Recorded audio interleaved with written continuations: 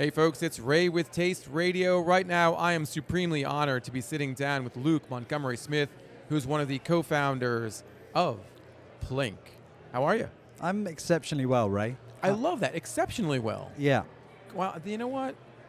That just makes me really, really happy because there's well, which is good, and then there's exceptionally well, which is, hey, that's you're just like really well. Feeling it. I'm feeling it. Yeah. I've escaped the cold of Vermont. I'm down here in San Diego. That's true. Yes. It's been shorts and t-shirt weather today. It was 73. That was like the high. It's supposed to be 80 in 2 days from now.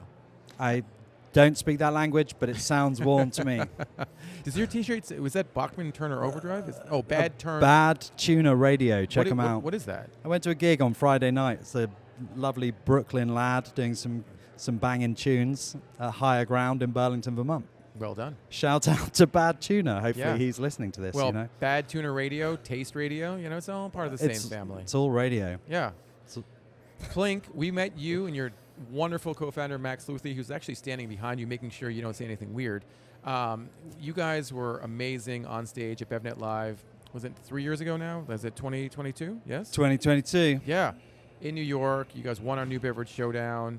We did. Plink, I feel like, really resonated with a lot of folks, and I think you guys as founders resonated with a lot of folks. And I always think about a brand name. I always think about coming out of the gate strong, and even though you've iterated, at the core, you're still who you are as founders, and I think the brand is at its core still the same as it was 2.5 years ago. Am I wrong in thinking that? No, totally. Yeah. I think in essence, when we launched, we definitely launched with a bang. Both Max and I, we love brand, so we spent a load of time pre-launch just making sure that we were joyful and bright and fun and characterful, and that really landed well at BevNet. Mm-hmm. I think we had a really big, powerful sustainability message at the offset, which was stop drinking canned and bottled beverages and drink tablets instead. Mm-hmm. And I think that was like fun and exciting for BevNet, and it won the show. It was sort of very innovative, but I think it was maybe a little bit too innovative for the consumers to begin with.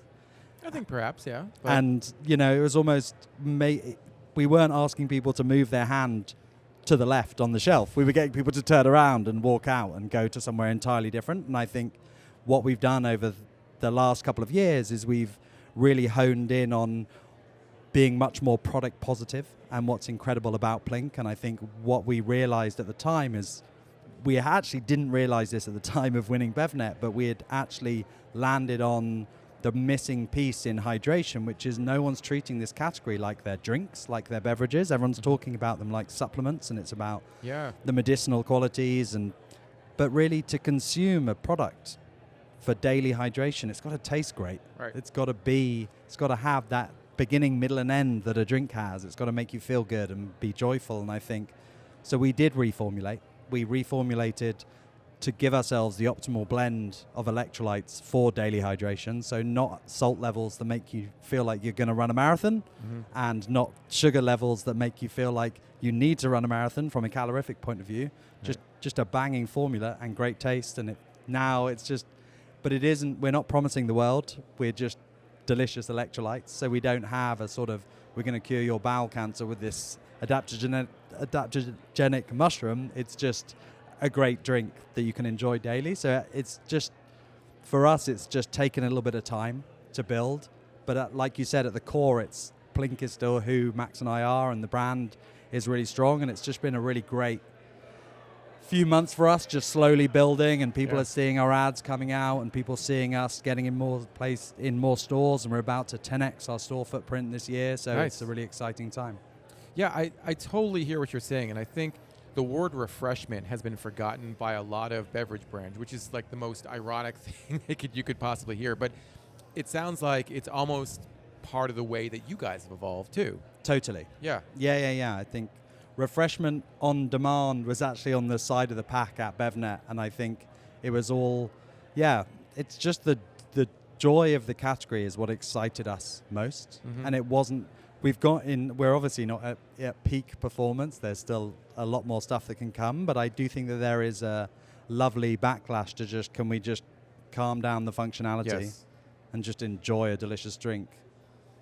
Now, just for that. Now, what's weird is what I'm going to ask next, because we spoke at Expo West in 2024. It was a stand-up conversation. We're sitting down now. I suggested our next one be floating, anti-gravity, and all that.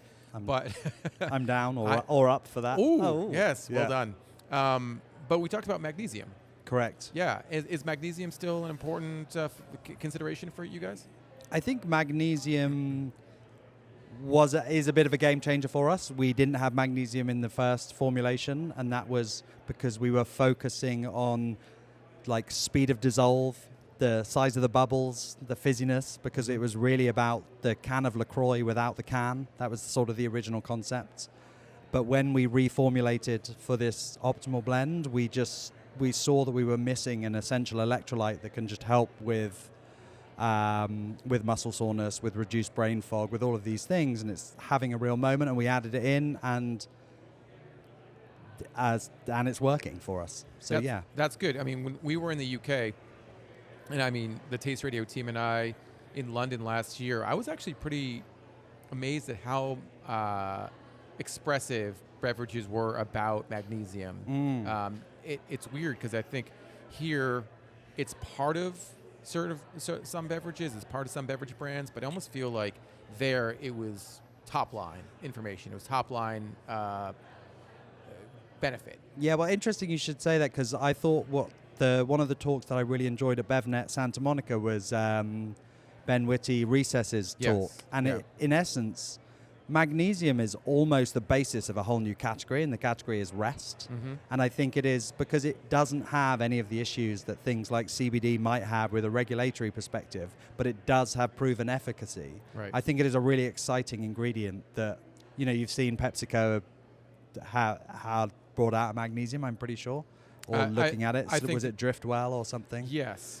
And I just think that there is so much space with it as an ingredient. And yeah, it's an exciting one. But I guess that's the question, right? Do you lead with function? Do you lead with ingredients? Again, with Recess, they're trying to lean with not necessarily function, but sort of lifestyle, and that you need to kind of chill. Yeah. And there was a whole relaxation beverage category a few years back, and I feel like what Recess is doing, and to a certain extent what other magnesium brands are doing, is sort of a chill 2.0, relaxation 2.0. But, is it as much talking about what consumers want, or is it giving them the feeling that they want? Does that make sense? Totally. Well, for us, it was just about putting it in to make sure that we had the right ingredients for the desired effect, right? Which is just feeling great. And feeling great is a byproduct of being well hydrated. And for us, we're not talking...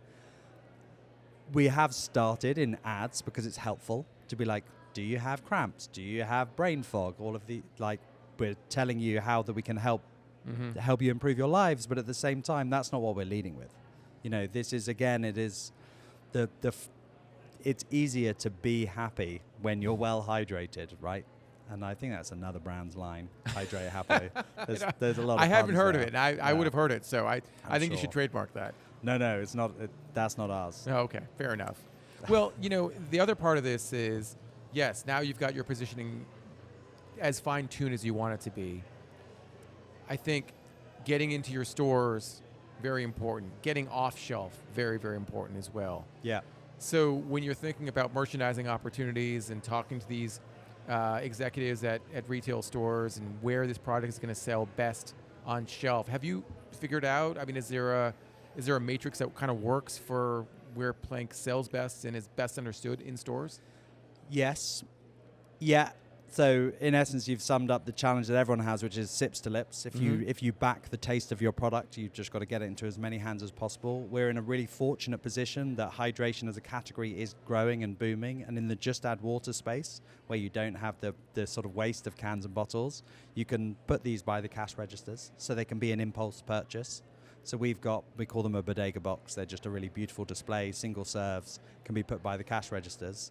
And the wellness buyers are absolutely loving that because they're getting more, share of their store section put in that section of the store. And you'll see, I'd have to it would be amiss to not say that I think it was driven actually by Unilever doing a great job with their purchase of Liquid IV. And you've seen how they've merchandised it in every airport, travel sections by the cash register. And it's proven that hydration can sit next to the lip balms and the chewing gum.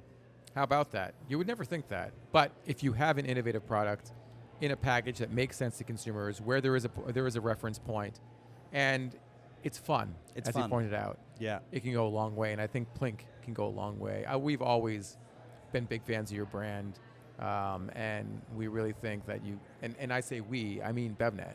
I mean, we really,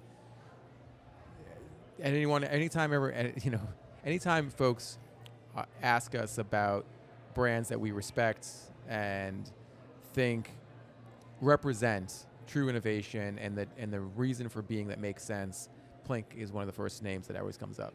That's why we love you, Ray. That's why we love you. No, I mean, and that's the thing that, just to sort of put full circle on the conversation, is that Max and I, at our heart, we're like idiosyncratic. We're kind of crazy, anti-corporate, anti-capitalist. We're like really, everyone's like, you've got to sell the product benefits. You've got to push these things. And we're just trying to have fun and be weird and bring ourselves to the brand and the product. And it's it's going to take time because it does, but we love what we do. Didn't Max say you're not supposed to be weird, though? He did ask me to not be weird, but I was sitting Can't here help just yourself. slightly too long. The weirdness came out. Luke, thank you so much for taking the time. It's Pleasure. so good to talk with you every time we sit down, and let's do this again soon. Yes, magic carpet next time. Exactly. Thank you, Ray.